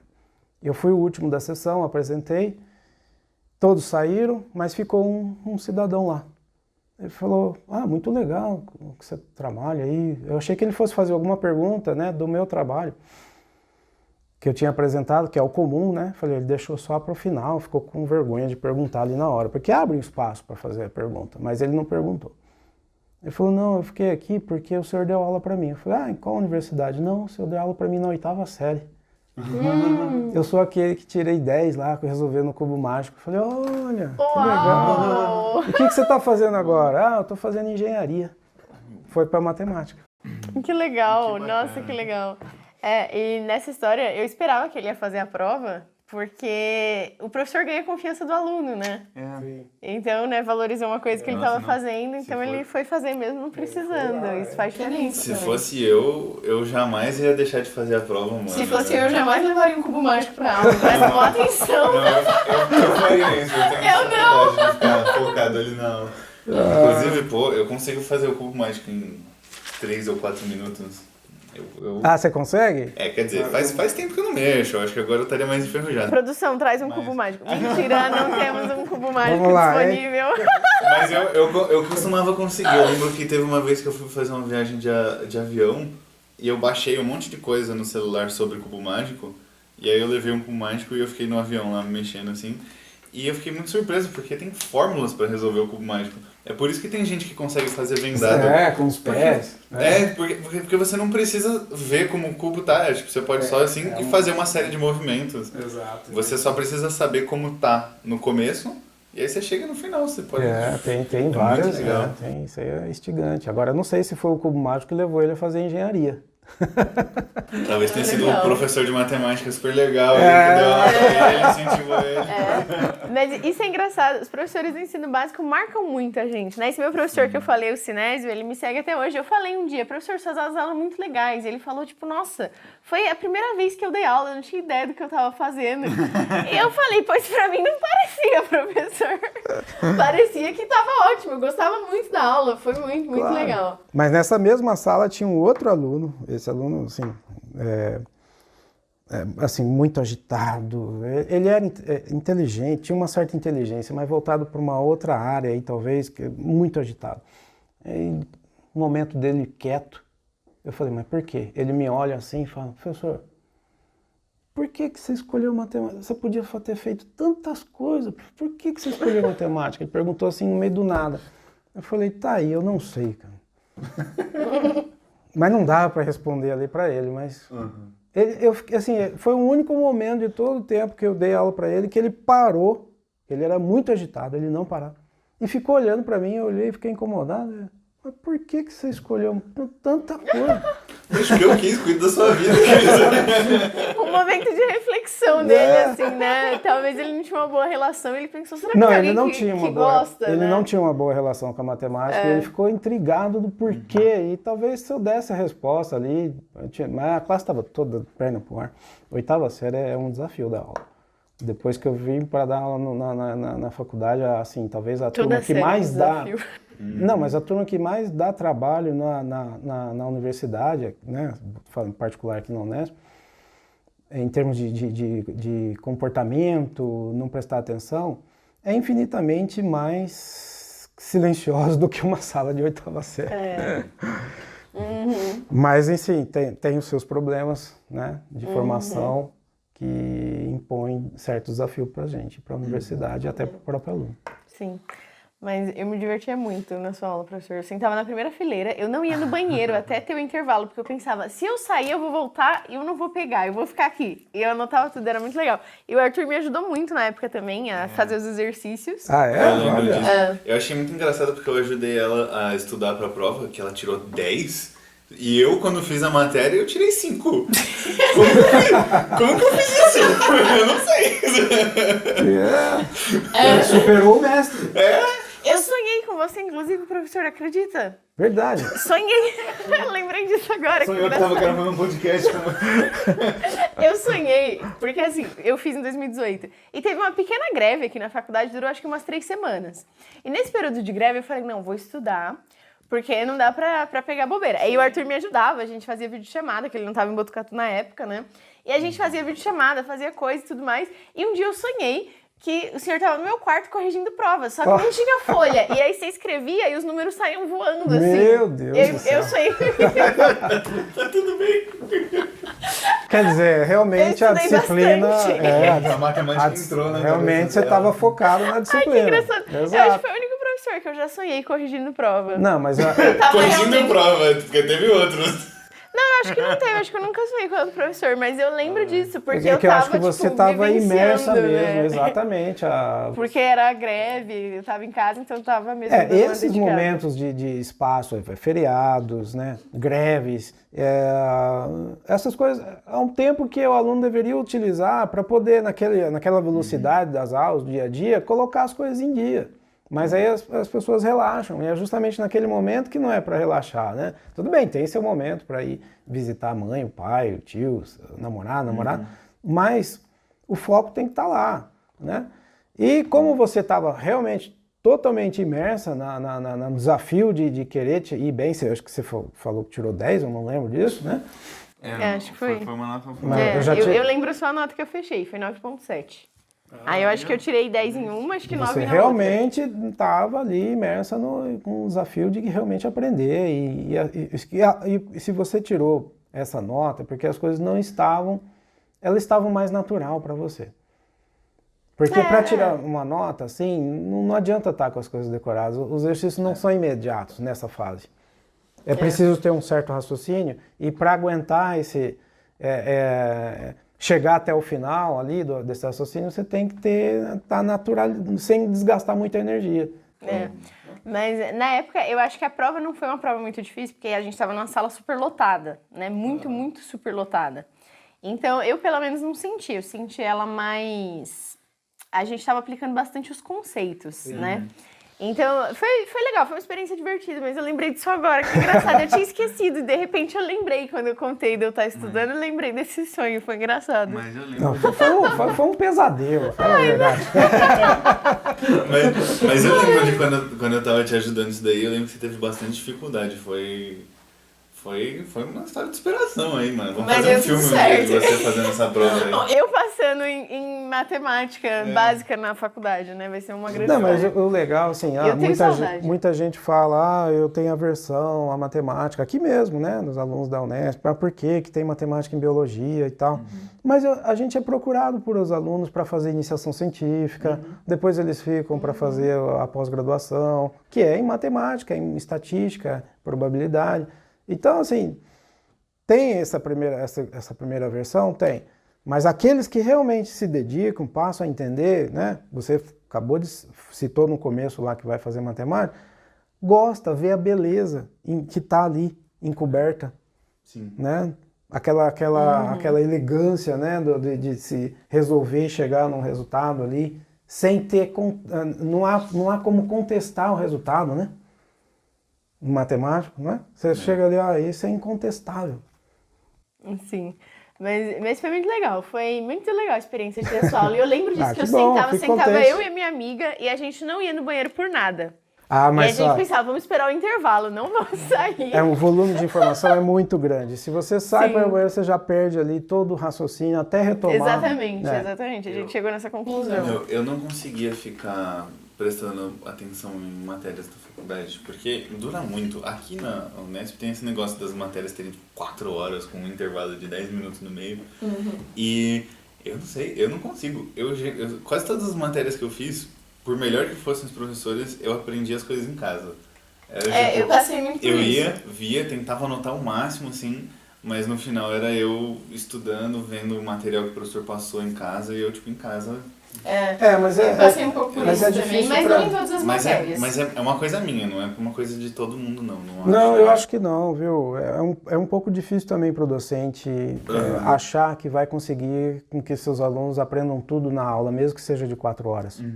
Primeiro que ele não pode, ele não pode fazer isso, quer dizer, você precisa construir o seu conhecimento depois. Se você acha que aprendeu ali, uma coisa é aprender, tá, eu entendi. Outra coisa é estar amadurecido. O amadurecimento só vem depois que você realmente, no seu tempo, no seu local, foi lá e debruçou de novo naquele conceito. Porque mesmo que seja uma aula de 4 horas, não dá para um docente, por melhor que ele seja, ensinar você e amadurecer você. Que é o que é necessário. O amadurecimento só vai vir depois, que é o que você está falando, ó. É depois que eu estudava e eu aprendia. Não, você aprendeu na aula, só que amadureceu quando foi estudar sozinho. Sim, mas eu percebo que isso funciona para várias pessoas. Eu tinha colegas, né, na minha turma e outras pessoas que eu conheci na faculdade que eles são aquele modus operandi que eles têm que sentar lá na primeira fileira e eles têm que tirar dúvida de cada coisinha, cada vírgula que o professor fala e anotar tudo. E para eles funciona muito. E essas mesmas pessoas, durante a pandemia, por exemplo, eu vi elas assim, sofrendo, porque tipo, não tinha como fazer isso na pandemia. Não tinha mais isso, E agora, pra mim, na pandemia, acho que foi o momento que eu mais aprendi na faculdade, porque era tipo, os professores disponibilizavam material, gravações e coisas, e eu ia lá e estudava no meu tempo. São os chamados autodidatas, né? A gente tem que ser um pouco autodidata, mesmo não sendo na faculdade, porque o volume de informação é muito grande ao longo das aulas. Se você não tiver um pouquinho dessa habilidade de ser autodidata, você não vai aprender o conteúdo como um todo. É por isso que depois não vem a nota que você esperava. Né? Você fala, eu fiz a prova para tirar 7, tirei 5. Fiz a prova para tirar 5, tirei 4,5. Quer dizer, aquele algo mais ali é quando você vai, você mesmo ali, no teu momento autodidata que você amadureceu e realmente conquistou a nota. Mas eu gostei muito da sua fala, né, de consolidar o conhecimento. Uma vez eu vi um meme que dizia assim, é impressionante que o professor em 4 horas não consegue explicar uma coisa que num vídeo de 30 minutos da internet a gente consegue. E aí embaixo estava uma resposta. Porque você tá vendo pela segunda vez, agora que o seu professor te explicou por 4 horas. Sim. E realmente Exatamente, isso, né? Então a informação ela precisa passar mais vezes ali, né? Tá no mas cérebro, é uma mais vezes pra competição muito consolidar. desigual que a gente tem também com a internet, né? Fala sério. Mas isso é muito verdade. Isso foi um excelente lembrete. Então isso é uma coisa que acontece. E eu passei também por essa experiência de ter que aprender muita coisa por conta. Então, dependia muito da matéria. Mas preciso. Na faculdade não tem jeito. Tinha matéria né? que era Preciso. totalmente por conta e tinha matéria que ficava 50-50, assim. A gente não pode... A gente tem que deixar também certas partes para que o aluno construa o seu conhecimento.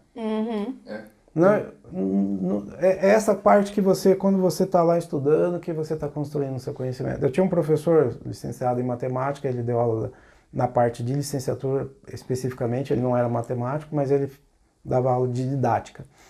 Aí ele falava para mim, para a turma, um bom professor é aquele que ensina o mesmo assunto de 3 modos diferentes.